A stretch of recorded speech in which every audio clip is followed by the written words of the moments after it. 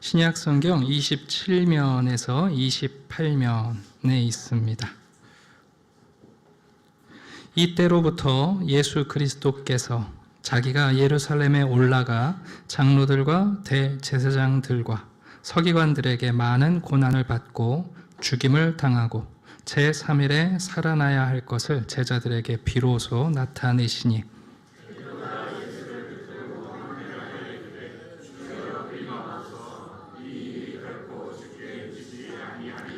예수께서 돌이키시며 베드로에게 이르시되 사탄아 내 뒤로 물러가라.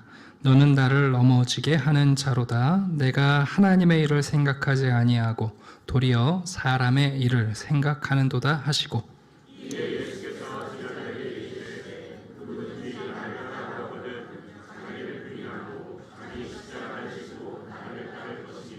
누구든지 제 목숨을 구원하고자 하면 잃을 것이요 누구든지 나를 위하여 제 목숨을 잃으면 찾으리라.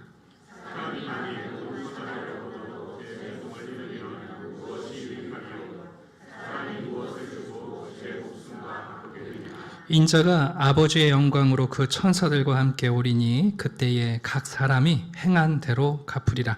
진실로 너희에게 이르노니 여기 서 있는 사람 중에 죽기 전에 인자가 그 왕권을 가지고 오는 것을 볼 자들도 있느니라. 아멘. 우리는 3주에 걸쳐서 마태복음에서 매우 중요한 베드로의 신앙 고백과 그에 따른 예수님의 가르치심의 말씀을 듣고 있습니다. 간절히 제자들의 신앙 고백을 기다리시던 예수님께 하나님의 은혜 가운데 베드로가 사도들을 대표해서 놀라운 신앙 고백을 합니다. 우리가 살펴본 것처럼 베드로가 다 알고 고백한 건 아닙니다. 베드로가 행한 그 신앙 고백에는 큰 세 가지 진리가 담겨 있죠. 첫 번째, 바로 당신이 인자이십니다. 다니엘서에 나오는 말세의 세상 끝날에 임하시는 왕, 그 왕은 만국방언, 서로 말이 통하지 않는 모든 사람들, 바벨탑의 저주 이후에 의사소통이 불가한 세상의 모든 사람들이 한 왕으로 섬길 만한 참된 왕이시죠. 그분이 인자이십니다. 두 번째는 그리스도, 구약성경에 나오는 왕과 제사장, 선지자, 하나님께서 백성들을 구원하기 위하여 시대에 때때로 보내시는 정치적 지도자, 종교적 지도자, 그리고 백성들의 마음을 하나님께로 돌이키기 위한 진리를 선포하는 선지자. 그런데 각각의 새 직임이 예수 그리스도 안에서는 한 분 안에 완성되는 분이죠. 무엇보다 살아계신 하나님의 아들이란 고백은 하나님이 과거에도 현재도 미래죠. 사실은 하나님은 시작과 끝이 없는 분이니까 영존하시는 분 아니에요? 그 살아계신 하나님을 과거에도 현재도 미래에도 아버지를 기쁘시게 하는 순종의 유일한 아들, 그게 살아계신 하나님의 아들이란 표현입니다. 놀라운 신앙 고백이고 사실은 예수 그리스도에 대한 참된 정체입니다. 그런데 예수님께서는 제자들에게 자신이 메시아라는 사실을 가르치지 말라고 말씀합니다. 왜 그랬을까요? 베드로가 알고 고백했으면 다른 사람에게 가르쳐도 되는데 잘 모르고 고백했거든요. 그러니까 다른 사람들한테 우리 스승님이 인자입니다. 그러면 세상 사람들은 또 왕이시구나. 우리 스승님이 그리스도입니다. 우리 스승님이 하나님의 아들입니다. 그러면 여러분 또 오해로 가리켜요. 왜냐하면 예수님이 어떤 인자인지 어떤 그리스도인지 어떤 하나님의 아들이신지는 예수님이 고난당하시고 십자가에서 죽으시고 부활하시는 과정을 통하여 예수님이 어떤 메시아인지를 진짜 제대로 이해할 수 있기 때문에 그렇습니다. 아직은 제자들이 예수님의 고난도 죽으심도 부활도 경험하지 못했기 때문에 제자들이 알지 못하고 행한 고백이지만 그 고백을 누군가에게 가리키는 것은 수많은 오해를 일으킬 수 있는 거죠.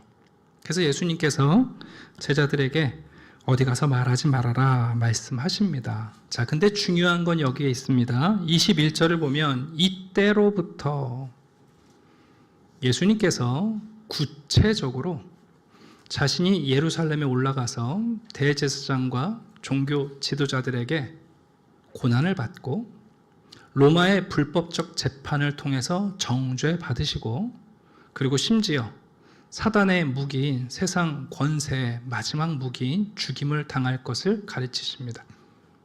사실 여러분, 이 십자가는 오늘 예수님이 처음 하신 말씀이 아닙니다. 우리가 기억하실지 모르겠는데 마태복음 10장에서 이미 제자들을 부르시면서 예수님은 나를 따라오려거든 십자가를 지라고 이미 말씀하셨습니다. 또 자기 십자가를 지고 나를 따르지 않는 자도 내게 합당하지 아니하니라. 자기 목숨을 얻는 자는 잃을 것이요 나를 위하여 자기 목숨을 잃는 자는 얻으리라. 근데 여러분, 그때는 베드로가 예수님한테 그런 말씀하지 마세요 하고 안 따졌거든요. 근데 오늘 본문에서 예수님께서 구체적으로 예루살렘에 올라가서 내가 고난받고 정죄받고 죽는다라는 얘기를 했더니, 여러분 22절에 베드로가 예수님을 책망하잖아요. 왜 마태복음 10장에서는 베드로가 가만히 듣고 있다가 16장 와서는 예수님이 똑같은 말씀을 하시는데 예수님을 책망했을까요? 뭐가 달라진 거예요?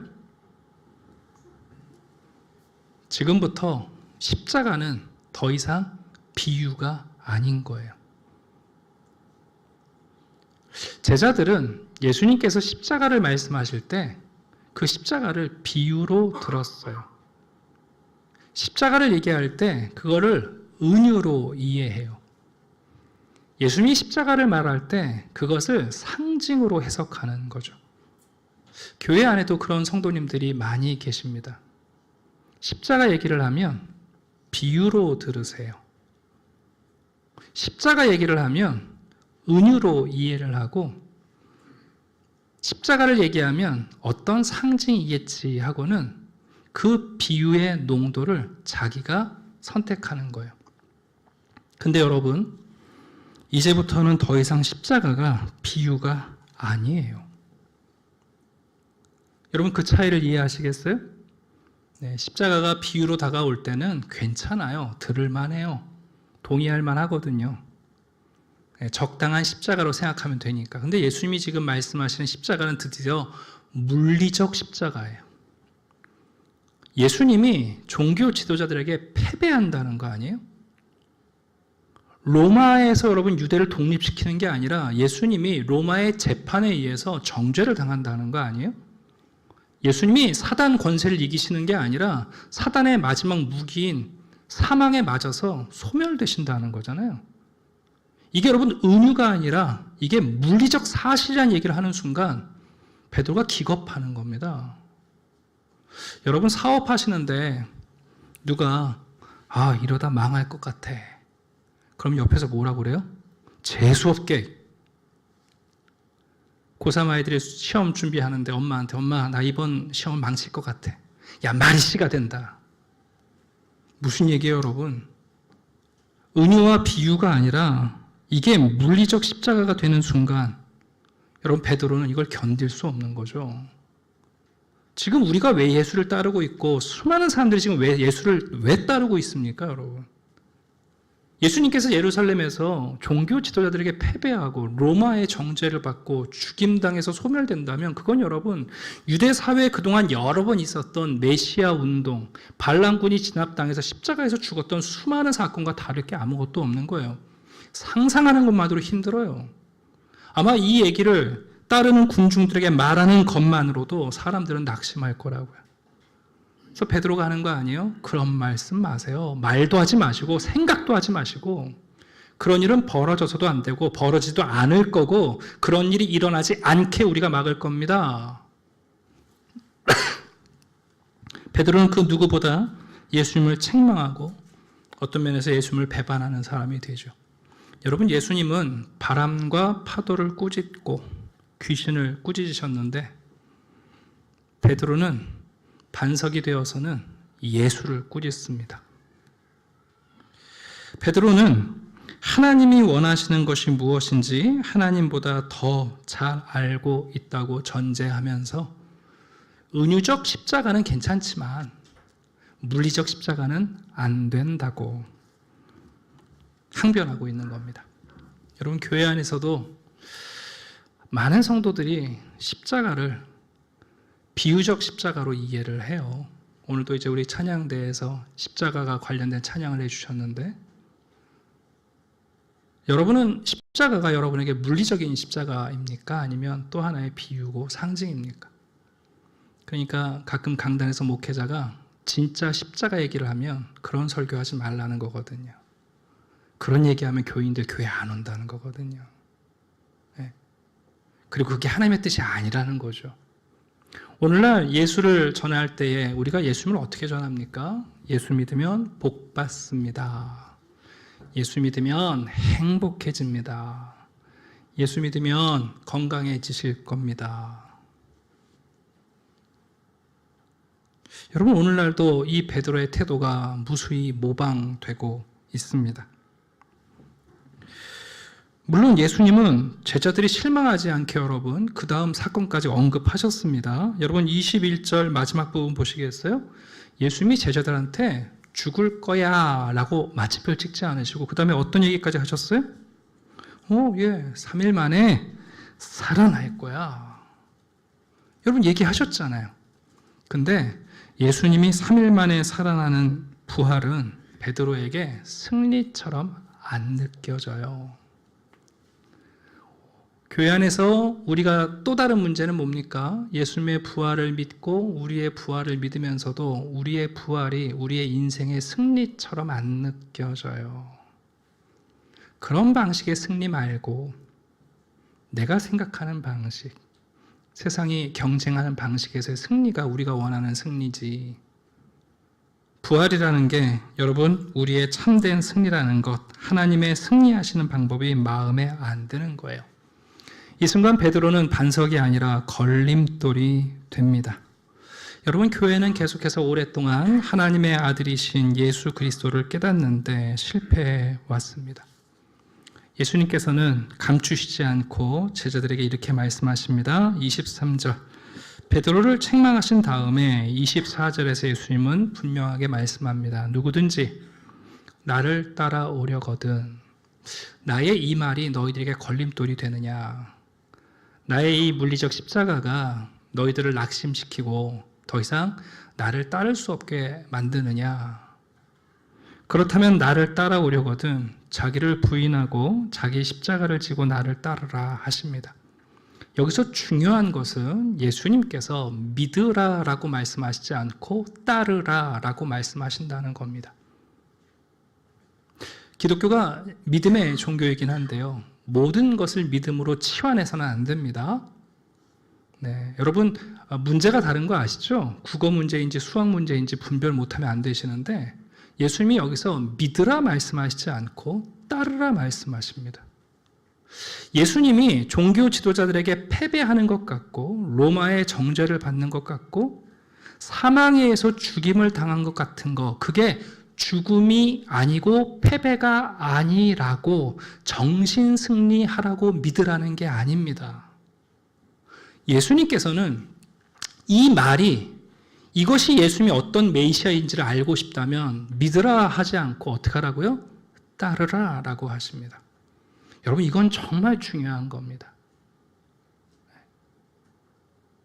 예수님이 어떤 구주이신가를 우리가 믿고 이해하는데 여러분, 그분을 따르는 것은 너무 중요합니다. 예수님께서 말씀하신 자기 십자가를 지라, 사실 우리는 여기에 꽂혀요. 그래서 나는 어떤 십자가에 져야 되나, 십자가의 무게를 달아보고 싶어하고 내가 과연 그 십자가를 질 수 있나 나의 능력을 체크해 보려고 합니다. 그러나 정말 중요한 본문은 십자가가 아니라 자기를 부인하라는 말씀입니다. 예수님께서는 우리에게 십자가를 따르라고 강요하시지 않습니다. 예수님께서는 십자가를 따르지 않으면 안 된다고 우리를 겁박하시지 않습니다. 대신 예수님은 이렇게 말씀하십니다. 자기를 부인해라, 그렇게 말씀하세요. 사실 이 자기 부인이라는 단어가 교회 안에서 참 많은 오해를 일으켜요.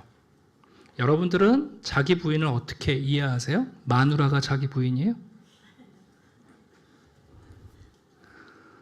여러분, 자기 부인이라는 단어가 다른 본문에서 어떻게 쓰였나 한번 확인해 드리면 헬라어로 하파르네오마이라는 단어인데요.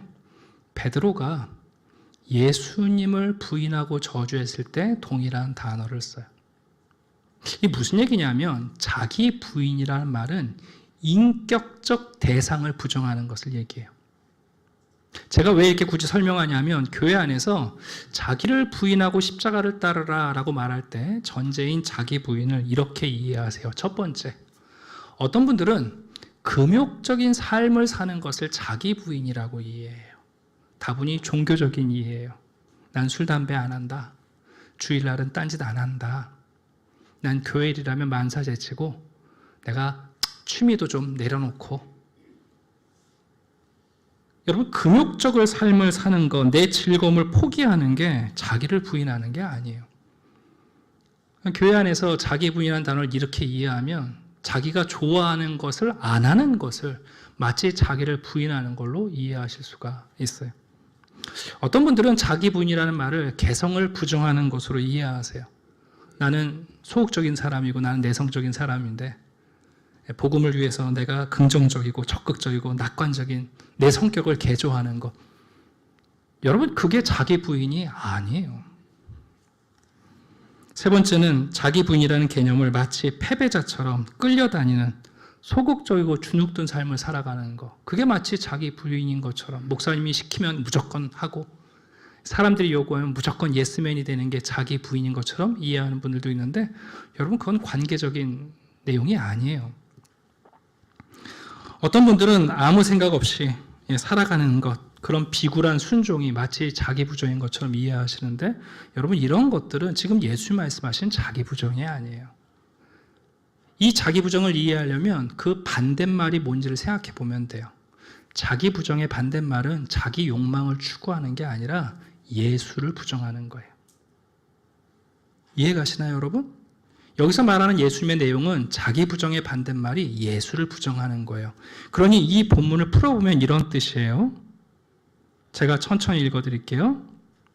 누구든지 나를 따라오려거든 나를 부인하지 말고. 이 얘기예요. 자기를 부인하라는 말은 예수를 부인하지 말고 예수님의 십자가를 수용하고 예수님이 내게 주신 십자가를 지고 따르라는 뜻이에요. 자, 다시 말씀드립니다. 자기를 부인하라는 말은 종교적, 경건한, 관계적, 성격적 개조를 얘기하는 게 아니에요. 예수를 부정하지 말란 말이에요. 왜 이런 말씀하셨을까요? 여러분, 구약의 이스라엘 백성들도요, 하나님을 존중할 때는 존중했습니다. 구원이 필요할 때, 먹을 것이 필요할 때, 도움이 필요할 때는 하나님을 인정하고 심지어 존중했습니다. 그러다가 자기의 뜻과 하나님의 뜻이 맞지 않으면 하나님을 부정하죠.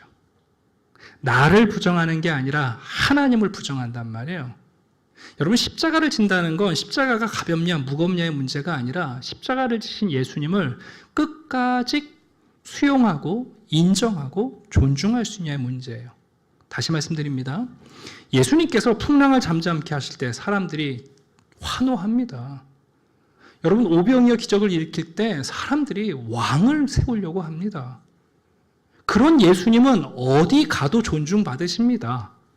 그런데 예수님이 종교 지도자들에게 패배하는 순간, 그런 메시아라면 메시아일 수 없어. 부정하는 거죠. 예수님께서 로마의 재판에서 여러분 힘없는 모습으로 정죄받을 때 어떻게 여러분 민족적 지도자로 그런 분을 내가 수용할 수 있겠어요? 부정해야죠. 심지어 살아계신 하나님, 그분의 아들이 여러분 죽으신다면 그건 내가 어떻게 수용해요? 거절해야죠. 예수님 지금 하신 말씀은, 이 자기 부정의 말씀은 예수님을 인정하고 존중하라는 뜻입니다. 여러분, 이게 참 중요한 거거든요. 너무 진지해진 것 같아서.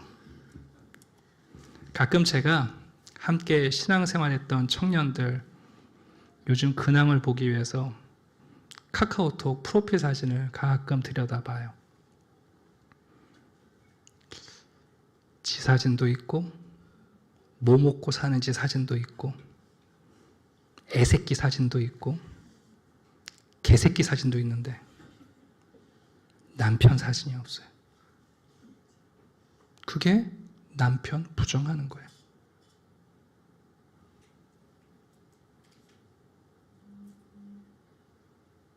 자기 삶을 다 인정하고 자랑하는데, 제가 극단적으로 표현하는 거니까 이해하세요. 상처받지 마세요. 상처는 남편들이 받으니까. 자기 삶에 있는 것 가운데 왜 남편을 부정합니까, 여러분? 여러분들 찔리시죠? 다 자랑하는데 왜 정말 중요한 배우자의 사진 못 올려놓습니까? 예수님이 지금 하신 얘기가 그 얘기예요. 자기 부정하라는 얘기는 나를 부정하지 말라는 뜻이에요, 예수님이.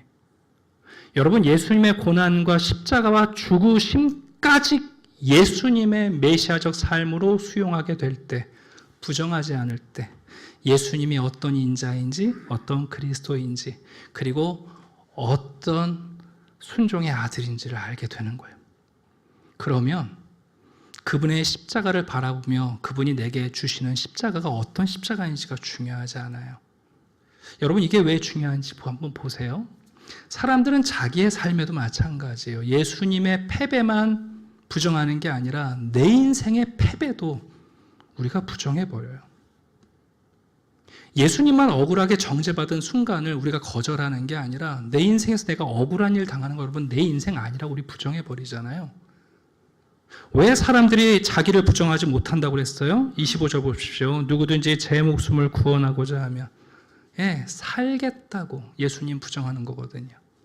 베드로가 나중에 예수님을 부인했죠. 왜요? 살겠다고요. 여러분, 제자들이 자기를 부정했던 경험이 있어요. 언제 그랬는 줄 아세요? 바로 오병이어 7병이어 기적 때예요. 예수님께서 너희가 먹을 것을 주라 그럴 때 제자들이 예수님께 가서 얘기하잖아요. 우리가 가진 것이 없습니다. 어디 가서 빵을 사다가 이 사람들을 먹입니까? 근데 그때 여러분 예수님이 어떻게 하십니까? 야, 너희가 가진 것이 무엇이냐? 한번 갖고 와봐라.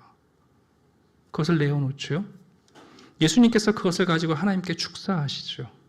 그리고 제자들에게 말씀하시잖아요. 나눠 주어라.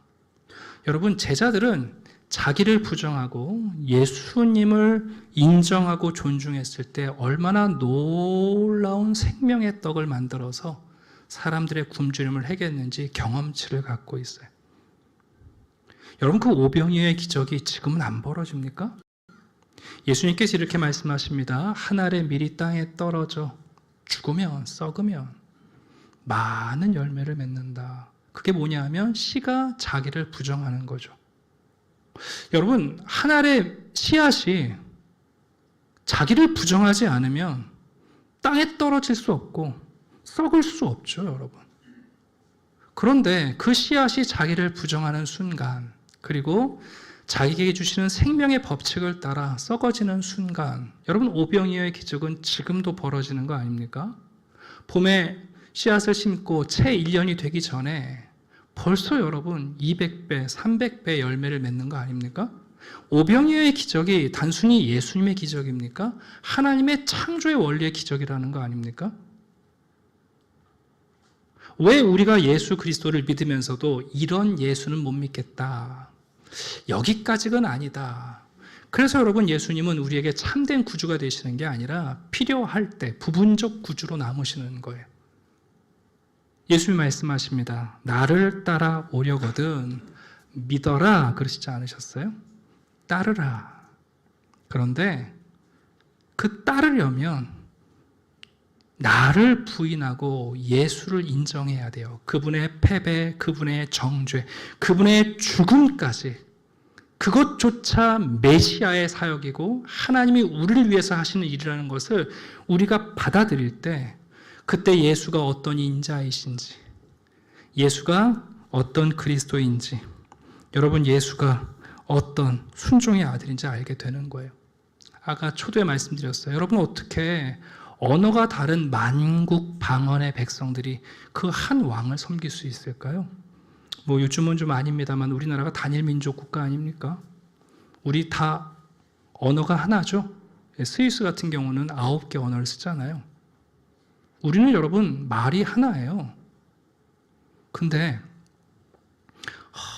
정치만 예를 들어도 여당, 야당 다 한글을 쓰시는데 여당 안에도 야당 안에도 여러분 말이 같다고 마음이 같아지는 게 아닌데 어떻게 만국 방언의 백성들이 한 분의 통치를 받을 수 있냐 이거예요. 여러분 사랑이라는 것은 언어를 초월하지 않습니까? 엄밀한 의미에서 왜 하나님은 사랑이시고 그분이 우리를 먼저 사랑하시며 인자이신 예수 그리스도가 사랑으로 세상을 다스리시는지 그제서라야 예수님이 어떤 사랑의 통치자인지 종말의 왕은 우리를 어떻게 사랑하는 분인지를 알게 될 거 아닙니까? 네. 여러분 예수님은 그리스도이시되 어떻게 여러분 하루아침에 온 인류의 죄를 구하는 제사를 드릴 수 있습니까? 수많은 번제와 수많은 양과 소로도 여러분 안 됐던 이 인류의 죄악이 어떻게 여러분 단 한 번 한순간에 한 번의 제사로 우리가 용서를 받을 수 있습니까? 그 의로운 제사장이신 그분이 죄가 없는 그분이 자기를 우리를 위한 희생양으로 던지심으로 여러분 그 한순간 모든 인류의 죄가 용서되는 그런 그리스도이시라는 거 아닙니까? 어떻게 여러분 수많은 선지자들이 외치고 그렇게 외쳐도 돌이키지 않던 백성들의 마음이 예수 그리스도라는 그분 한 분을 통해서 우리에게 그리스도의 마음을 주사 하나님께로 우리의 마음을 돌이킬 수 있게 하냐는 거예요. 어떤 자리까지 순종하시는 것이 하나님께 기쁨이 되는지 예수 그리스도의 그 마지막까지 따라가 보지 않으면 우리는 예수님이 어떤 분이신지 제대로 이해할 수 없다는 것을 가르쳐 줍니다. 우리는 마태복음 16장에서 매우 중요한 본문을 읽고 있습니다. 여러분 베드로가 신앙 고백을 했잖아요. 여러분 이 신앙 고백이 베드로가 자기를 부인하지 않았다면 할 수 있는 신앙 고백이었겠어요? 여러분 이 신앙 고백 사실 우리가 하는 모든 신앙 고백이 그래요. 내가 예수를 본 적이 있나요? 우리가 하나님 음성 들은 적이 있어요? 우리가 지금 예수를 믿는 것 그거 여러분 나를 부정하고 예수를 인정하고 존중했기 때문에 우리가 할 수 있는 신앙 고백 아닙니까? 어떻게 여러분 우리가 반석이 될 수 있습니까? 우리를 부정하고 우리를 반석으로 만드시는 그분의 손길 때문에 나를 부정했기 때문에 우리가 반석이 되는 거 아니에요? 우리가 어떻게 천국의 열쇠를 가지고 가리킬 수 있습니까? 여러분 사람들을 어떻게 가리켜서 믿게 만들 수 있습니까? 나를 부정하고 성령과 함께하는 그 진리 가운데 여러분 주님을 존중할 때에 그 가르침이 천국의 열쇠가 되는 거 아니에요? 네. 결국 신앙이라는 것은 나를 부정하고 우리 주 예수 그리스도를 끝까지 인정하는 것. 여러분 바로 거기에서 예수 그리스도가 어떤 메시아인지를 알게 된다는 거예요. 27절 인자가 아버지의 영광으로 그 천사들과 함께 오리니 그때에 각 사람이 행한 대로 여기서의 행함은 뭘까요?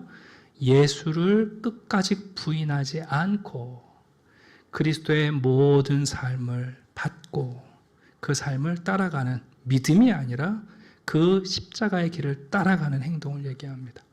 그러니 예수님이 우리를 십자가로 부르셨다는 것은 단순한 고난의 자리이거나 불행의 자리이거나 힘든 자리가 아니라 여러분 그게 영광의 자리라는 것을 알게 되는 거예요. 예수 그리스도가 어떤 메시아인지를 알게 될 때 그분이 십자가로 우리를 부르셨다는 것이 아이고 힘들다 어렵다 그거 무서워서 어떻게 가나 그게 아니라 여러분 그 십자가가 우리의 영광의 자리인 거예요. 예수의 생애의 비밀을 알았기 때문에 내가 지금 패배하는 것 같은데 이게 패배가 아니고 내가 억울하게 정죄당하는 것 같은데 이게 지금 궁극적 정죄가 아니고 어쩌면 내가 불행하고 처참하게 죽임을 당하는 처지에 처할지 모르지만 그게 영광이 되는 거예요. 순교자들이 자신의 순교의 자리에서 찬양하며 기뻐하며 그 죽음까지도 예수를 부정하지 않을 때 여러분 그 십자가가 그들에게 질만한 십자가가 되는 거예요. 예수님이 이렇게 말씀하시죠. 음부의 권세가 이기지 못하리라. 왜 예수님께서 여러분 십자가에서 죽기까지 가셔야 됩니까? 예수라는 메시아는 단순히 로마에서 독립시키는 메시아가 아닌 거예요. 세계를 제패하는 왕이 아니세요. 그분은 사단의 마지막 무기인 그 죽음까지 여러분 패퇴시키시는 메시아인 거예요. 그래서 예수님은 우리에게 친히 당신께서 죽음의 권세를 이기셔서 승리하시고 부활하심으로 하나님의 영광과 승리를 우리에게 보여주시는 겁니다. 예수를 안다는 건 쉽지 않습니다. 왜요? 우리가 우리 부인이 안 되거든요. 네. 우리 부정이 안 되거든요. 우리가 못 썩는 거예요. 우리가 땅에 떨어져 썩지를 못해요, 여러분. 그러니 어떻게 여러분 예수의 삶이 우리 가운데 맺혀질 수 있겠습니까? 예수님께서 마지막에 이렇게 말씀하시네요. 너희들 가운데 죽기 전에 인자가 그 왕권을 가지고 오는 것을 볼 자들도 있다. 그러면서 17장에 넘어가면 변화산에서 예수 그리스도의 영광을 몇몇 제자들에게 먼저 보여주십니다. 물론 제자 가운데 소수는 먼저 그 영광을 봤지만 나중에 모든 사도들은 부활하신 예수님을 통하여 변화산에서 보여주셨던 주님의 영광을 동일하게 보게 됩니다. 말씀을 마치겠습니다. 3주 동안 우리는 매우 중요한 본문 앞에 서 있습니다. 너희는 나를 누구라고 하느냐? 성경의 긴 계시 속에서 하나님이 우리에게 약속하신 인자, 마지막 왕, 우리에게 꼭 필요한 그리스도, 그리고 정말 하나님과 동행하며 하나님을 기쁘시게 하는 순종의 비밀을 가르쳐 주시는 바로 그분, 예수 그리스도를 바로 그런 메시아로 이해하게 될 때 그분의 한 부분도 우리가 부정하지 않게 돼요. 차라리 나를 부정하지 어떻게 예수의 삶을 부정하겠어요? 근데 그건 단순한 믿음이 아니라 그 길을 따름으로 우리에게 주어지는 십자가의 가치를 알아가는 겁니다. 그래서 성도가 받는 십자가는 여러분 우리를 괴롭히시거나 우리를 시험하시려는 게 아니에요. 그리스도를 수용하는 성도들이야말로 예수 그리스도 안에 있는 그 길을 단 하나도 포기하지 않고 받음으로 우리의 십자가가 우리의 영광이 되는 것을 깨닫는 겁니다. 혹시 여러분들 예수 믿고 나서 세상에서 실패한 것처럼 생각되세요? 예수님이 종교 지도자들에게 패하셨나요? 내가 예수 믿는 것 때문에 여러분 억울하게 정죄를 받고 억울하게 우리가 모함도 당하고 손가락질 받나요? 그 여러분 예수님이 불법적 재판을 받으신 게 그게 정의가 아니죠. 어쩌면 우리가 마지막에 어떤 죽임을 당할지 모릅니다만 여러분 그게 우리의 끝이 아니라는 걸 아는 거죠. 그 마지막 순간에 나를 부정하고 마치 오병이어 기적 때 나를 부정하고 주님을 따라 빵을 나누었던 것처럼 여러분 그렇게 나를 부정하고 주님을 인정할 때 그때 우리가 십자가를 마주하게 됩니다. 다시 한번 말씀드립니다. 자기 부정은 금욕주의가 아닙니다. 자기 부정은 여러분의 성격을 개조하라는 게 아닙니다. 자기 부정은 여러분이 좋아하는 거 하지 말라는 게 아니에요. 예수님을 끝까지 부정하지 말라는 거예요. 그분의 삶의 한 조각도 포기하지 말라는 거예요. 이해는 안 되지만 우리가 살아가는 우리가 원하는 방식은 아니지만 예수 그리스도의 삶의 한 부분도 양보하지 말란 말이에요. 그럼 여러분 그 안에서 우리는 우리의 참된 영광을 마주하게 됩니다. 기도드리겠습니다. 아버지 하나님 감사합니다. 오늘 이 시간도 우리를 부정하고 우리의 구주 예수 그리스도를 존중하며 그 예수 그리스도를 우리에게 사랑의 아들로 내어주신 하나님께 영광을 돌립니다. 이 예배가 우리의 찬양이 우리의 기도가 우리의 삶이 우리를 부정하고 예수를 인정하는 삶이 되게 해 주시옵소서. 우리는 아직도 주님의 삶을 다 이해할 수 없습니다. 주님처럼 살아가라는 것이 우리는 못내 받아들이기 거북합니다. 살기 위하여 주님을 부정하고 싶을 때 하늘의 밀이 땅에 떨어져 죽음으로 여전히 오병이어의 기적과 같은 하나님의 창조의 기적이 벌어지고 있습니다. 우리도 이 삶을 받아들이고 우리에게 허락하신 십자가를 지는 성도들이 되게 해 주시옵소서. 주님이 어떤 십자가를 우리에게 맡기시든 그 십자가가 우리의 영광이라는 사실을 믿고 따르게 해 주시옵소서.